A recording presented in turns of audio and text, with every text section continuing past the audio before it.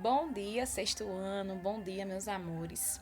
Hoje vamos dar continuidade, certo, ao nosso assunto sobre os reinos bárbaros, né? A gente vai entender tudinho, né, dessa questão da passagem dos bárbaros pela história, até porque essa passagem deles já vai marcar um novo período da história. A gente vai deixar de estudar a Idade Antiga e já vai se focalizar na Idade Média, tá bom? Então vejam, nós vamos estudar hoje, em especial, sexto ano, o Reino Franco, ou Reinos Francos, tá certo? Mas a gente sempre fala assim que é melhor falar reinos francos, tá certo? Até porque foram povos, né? Então, este assunto, ele está no capítulo 12 do livro de vocês e está a partir da página 132, tá bom, sexto? Então, vamos conhecer, até porque esse assunto, ele vai marcar muito, muito, muito o nosso, é, todo o conteúdo com o decorrer do mês. Então, temos que entender exatamente o que foi o Reino Franco, para depois a gente ir para outros aspectos dos reinos bárbaros, tá bom? Lembrando que bárbaros eram todos qualquer tipo de pessoa, grupo, que não fazia parte da cultura local. E como a gente viu que o Império Romano, né, acabou com as invasões bárbaras, a gente vai ver agora como é que vai ser todo esse período aí da história, tá bom? Vamos lá. Vejam só. O surgimento do Reino Franco, sexto ano, foi no século V, tá bom? Já é depois de Cristo, certo? Os francos ocuparam a região da Gália, atual França, certo? Mas antigamente o território se chamava Gália, tá certo? A diferença deles para os outros povos bárbaros foi justamente a sólida estrutura política que então eles tinham, minha gente, uma questão assim firme, tinham uma política firme, uma política de pulso, e a gente sabe que desde os gregos, a gente sabe que tem que ter um pulso firme para conter as revoltas, para conter as invasões dos outros povos que ali passavam pelo seu território. Então, a diferença, assim, o que diferencia esse povo franco dos outros reinos bárbaros era justamente que eles eram muito, muito organizados politicamente. Isso fazia com que o seu império, né, o seu reino crescesse mais ainda, certo? Algumas dinastias se destacaram. A primeira foi a Merovingia. Foi nesta que começou a expansão do Império Romano. Então, vejam, as dinastias era como se fosse a era daqueles povos. A dinastia carolíngia, a dinastia merovingia. Então, foi um período em que aquele povo dominou. Como teve assim a dinastia dos Tudor, a dinastia dos Ixons, a dinastia dos israelitas, isso. Perdão, minha gente. Então, assim, quer dizer o segmento daquele povo, tá certo? Ó, a dinastia merovingia, então ele atuou em todo o território que hoje é a França, certo? Então, assim, foram muitos povos, foram um grupo de uma dinastia bem presente, bem firme também. De laranjinha, tá? Vocês estão vendo aí o nome do Império Carolíngio, tá certo? Ó, deixa eu botar aqui no zoom. Então, esse Império Carolíngio, ó, ele foi um dos maiores, tá vendo? Teve o Império Carolíngio. Um lilazinho é o Império Bizantino, esse aqui, ó. Tá vendo? Já perto da Ásia. Lembrando que o Império Bizantino já é ainda dentro dos reinos bárbaros, mas já é lá no final do mês, tá bom? No sexto ano. Temos também o domínio dos muçulmanos. Agora, os muçulmanos estavam bem presentes, ó. Estavam aí perto da África, perto da França, da Europa. Tá vendo? Toda essa partezinha verde era como se fosse um U, tá? Toda essa parte aqui de baixo era o Império Muçulmano, o domínio muçulmano, que é o Islã, né? O islamismo. E nas áreas laranja era influência carolíngia. Então, era do Império Carolíngio também.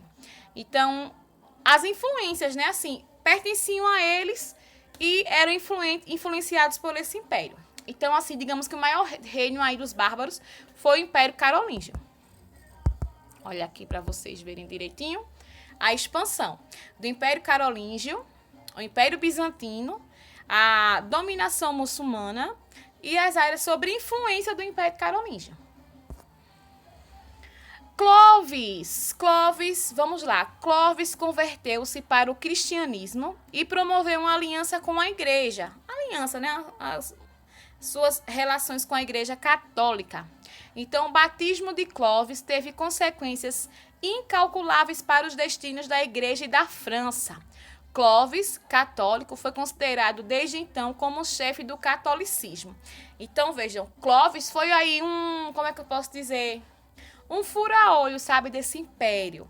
Então, ele se converteu ao império, a questão do cristianismo, ao catolicismo. E isso gerou uma revolta, que a gente vai ver mais na frente o que danado deu. Ó, após sua morte, aí teve Clovis, morreu Clovis, tá certo? Então, sua morte em 511, o reino franco foi dividido entre os seus quatro filhos, conhecido como os reis indolentes, né? Então, os descendentes de Clovis foram o majordomos, tá bom? Que era prefeito do palácio, destacando-se. Aí vem os filhos dele, foram Carlos Martel, tá? É mais lembrado por ter vencido a Batalha de Poitiers, ou Batalha de Tours, tá?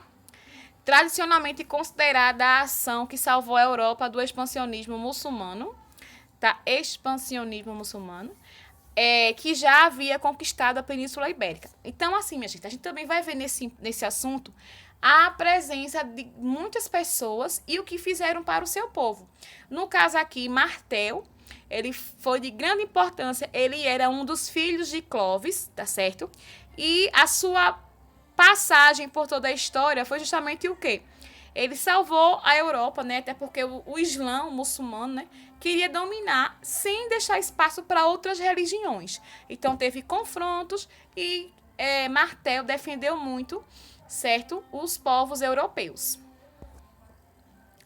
Também teve Pepino, o Breve, né? Assim, eles sempre vinham com uma denominação. Ana Paula Linda, tá? Então, tinha assim, certo? E fez coroa rei, dando início à dinastia carolíngia. Consegue se tornar rei após combater os lombardos, que era a Itália, os povos italianos, certo? E após conquistar essas terras, presenteou a Igreja Católica, conhecido como Patrimônio de São Pedro. Então, ele era muito devoto do catolicismo e a gente vai ver ano que vem, no 7º ano, que, gente, a Igreja Católica fez uma lavagem na cabeça da galera. Mas isso é assunto só para o ano que vem, não vamos confundir as coisas. Então, aqui a gente viu Pepino, que tanto que fez, que doou todas as suas terras, ou uma parte delas, para a Igreja Católica. Filho de Clovis. Carlos Magno, gente, Carlos Magno, vocês vão ouvir falar muito sobre esse cara. Olha quantas coisas tem aí sobre ele. Então, ó, suas maiores conquistas foram: em 773, derrotou os lombardos, anexando em seu território o norte da Itália. Então, era guerreiro, tá? Estabeleceu uma posse franca na Espanha. Submeteu aos saxões que haviam no norte do seu reinado. Certo? Os saxões eram os ingleses. Então, deixa eu repetir a frase. Submeteu os ingleses que haviam no norte do seu reinado. Então, ele dominou os ingleses, certo? Teve êxito, né? Teve sucesso de suas conquistas. Teve o apoio da igreja. E em 800, Carlos Magno recebeu do Papa Leão III a bandeira de Santo Sepulcro, sendo aclamado imperador dos romanos. Seu reino foi o mais extenso da Europa Ocidental. Então, vejam, minha gente, a gente está percebendo duas coisas.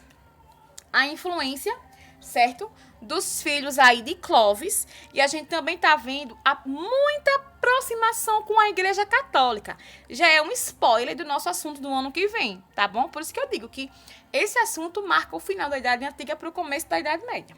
Então, mais uma vez, um dos filhos de Clovis também, né, foi idolatrado aí pela igreja, até porque Carlos Magno, ele tinha o que oferecer à Igreja Católica. Então, os padres, os papas, ó, adoraram. A administração de Carlos Magno. Então, para administrar um império tão grande, Carlos Magno estabeleceu muitas normas. Claro, tinha que ter regras. Divisão do império em condados. Então, os condes é que organizavam também junto com o imperador Carlos Magno, tá bom?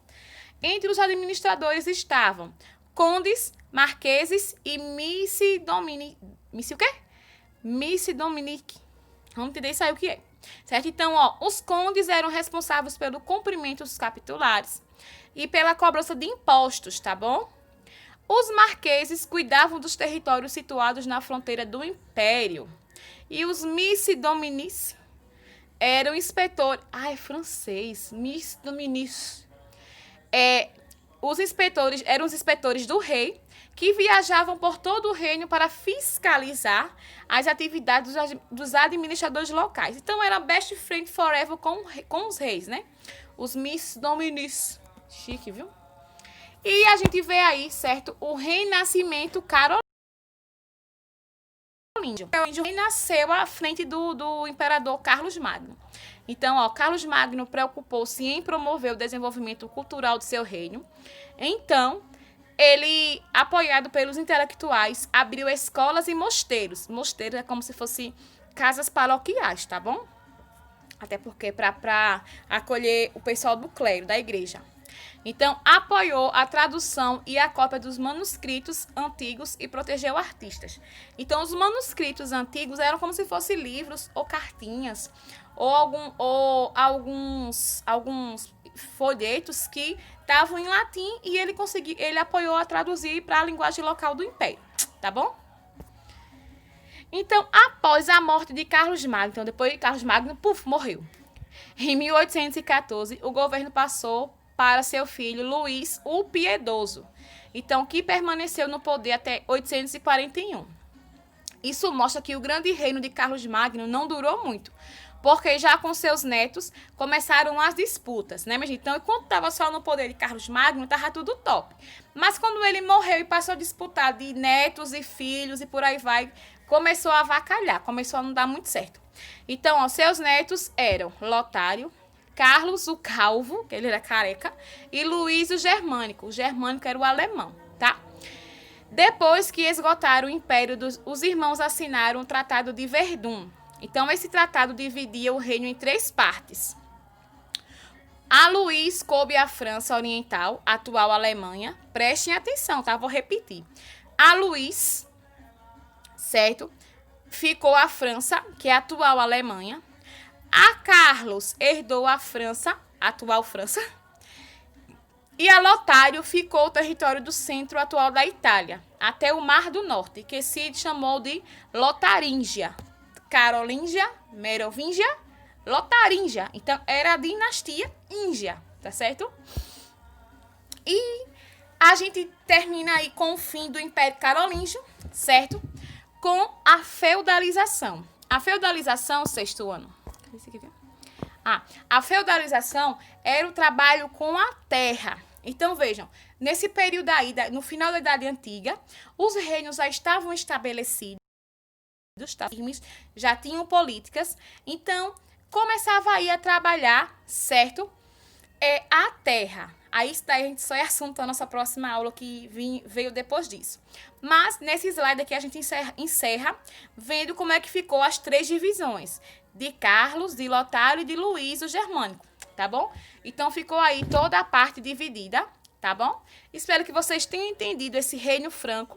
O Reino Franco é mais marcado pela presença do Império Carolíngio, pela atuação dos seus filhos e pelo fim do Império Carolíngio. É só isso. Um beijo do 6º ano e até mais.